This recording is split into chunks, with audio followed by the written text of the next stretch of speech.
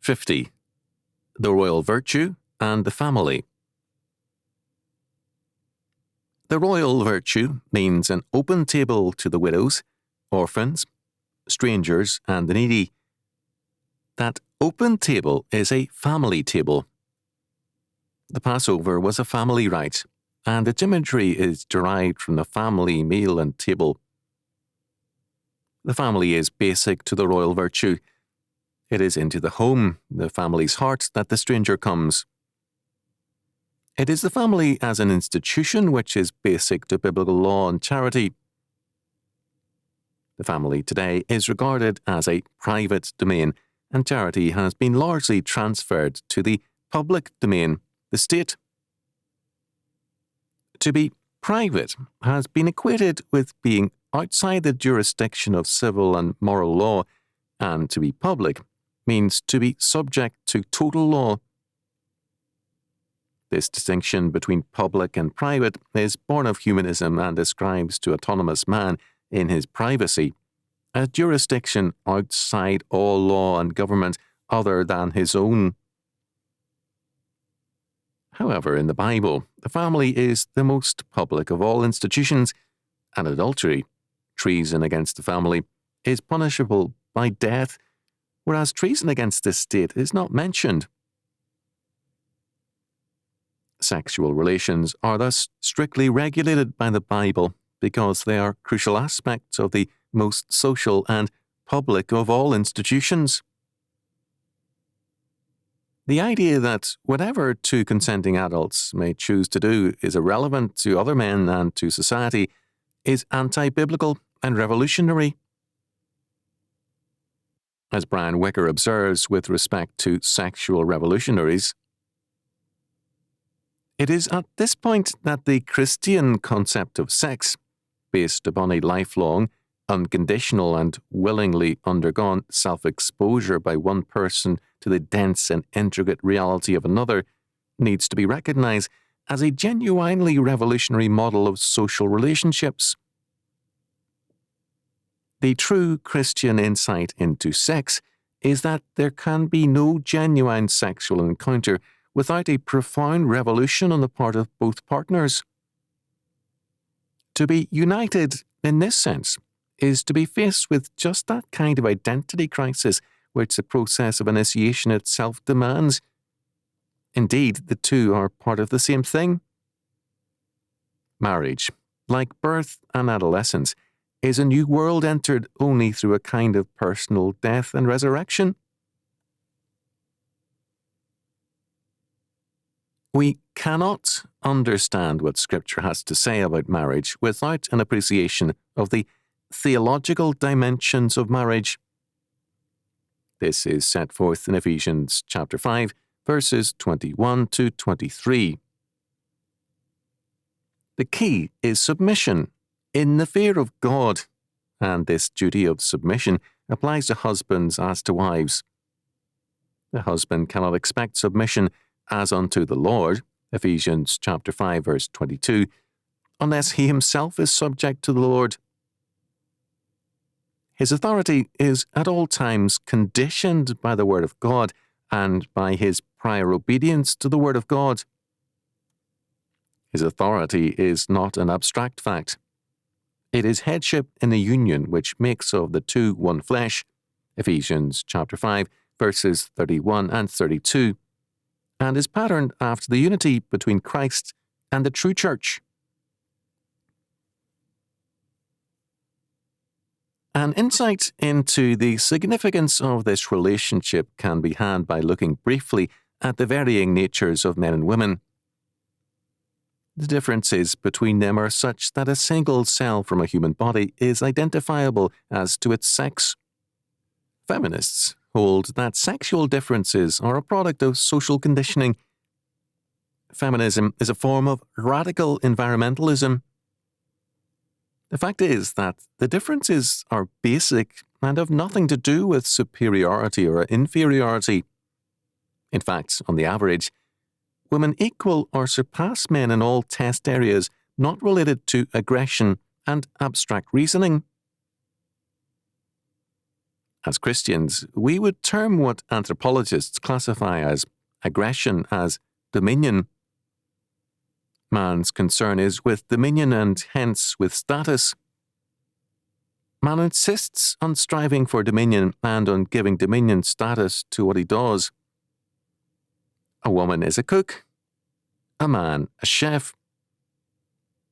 A woman is called a scrubwoman. The man calls his work a position as sanitary engineer and so on. When men dominated the home, being a housewife had status. When men turned outward and left the home and children to women, being a housewife became demeaning and women began to revolt against their status. The areas of life and activity abandoned by men to women's dominion quickly lose status for men and women alike.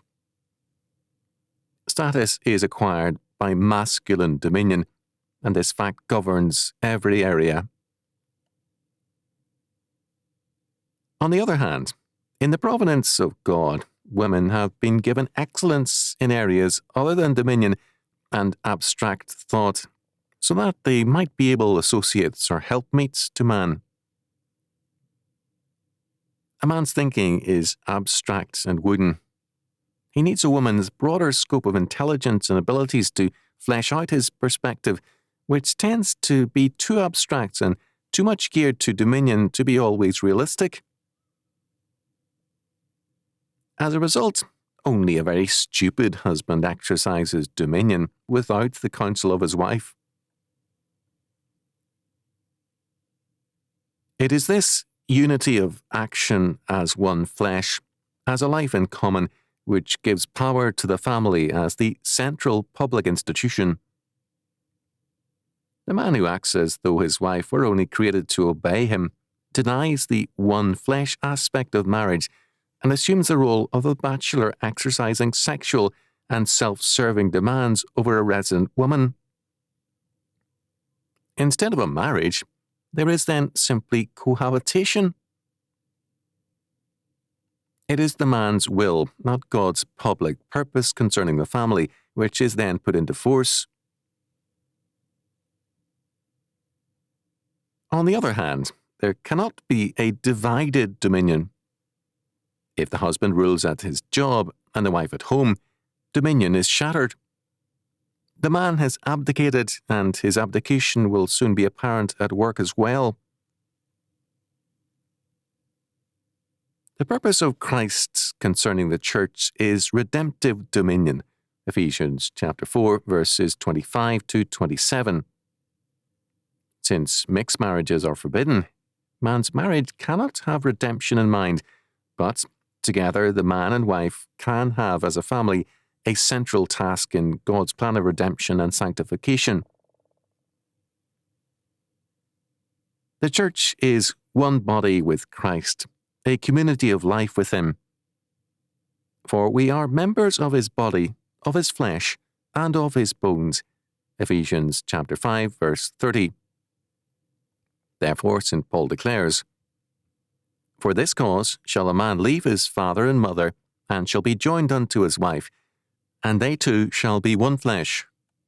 Ephesians chapter 5, verse 31. Because we are members of Christ's body, we must, in marriage, become one body together, and in obedience to him and in union with him. This great mystery of the redemptive grace of God in Christ is thereby institutionalized in the public fact of marriage and the family.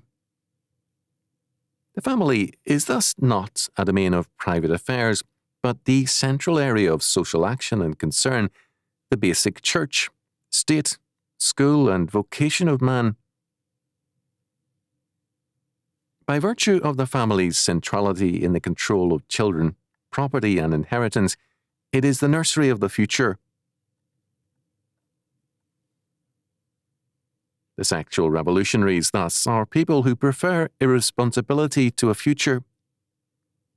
Irresponsibility rather than pleasure is their keynote.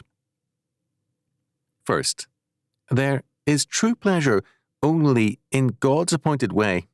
And second, Sexual revolutionaries are frenetic and pleasureless people whose basic motivation is a hatred of God, man, and of responsibility. Responsibility is not a private matter. It is always to someone or something. It is a social fact. Man's basic and ultimate responsibility is always to God. By attempting to convert sexuality into a private, non-legal concern, the sexual revolutionary is trying thereby to remove sex from the area of responsibility. By so doing, he absolves himself from the charge of irresponsibility. He then transfers responsibility to the state and loudly proclaims himself a highly responsible citizen by clamouring for socialist action in one area after another. The royal virtue means an open family table and responsibility. It means that the biblical family is a royal estate. In the Armenian wedding rite, bride and groom are crowned as a part of their induction into their new estate. They are now king and queen in Christ, called to exercise dominion, and, as God's household, the royal virtue, grace to the needy.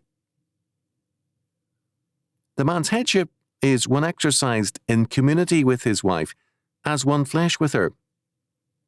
The grace of that community is expressed not only to the children, but in the exercise of the royal virtue to strangers.